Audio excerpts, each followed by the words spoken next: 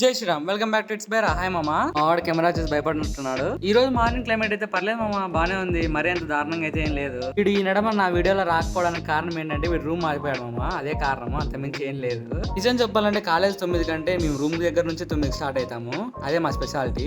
Class లో కూర్చొని ఏం చేస్తావని నేను మా ఫ్రెండ్ గారు అయితే మార్కెట్ కి అయితే వచ్చేసాం మామా.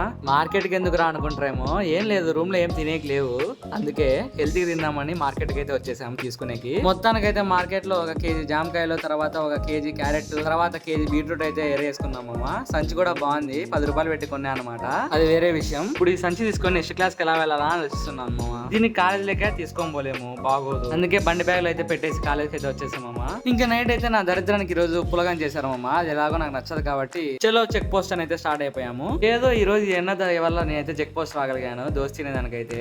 ఇంకా చల్లగా నన్నారు తాగేకైతే బిల్లాడ గేట్ దగ్గర ఉన్న లస్సీ పాయింట్ కి అయితే వచ్చేసామమ్మా. పెద్దలకు నన్నారు వచ్చిందో లేదో చీజ్ కొట్టేసుకొని అయితే చల్లగా కడుపులోకి వేసేసుకున్నాము. ఇంకా బైక్ లో చల్లగా ఆస్వాదిస్తూ పీజీకి అయితే వెళ్ళిపోయాను. నెక్స్ట్ వీడియోలో మళ్ళీ కలుద్దాం. Okay bye.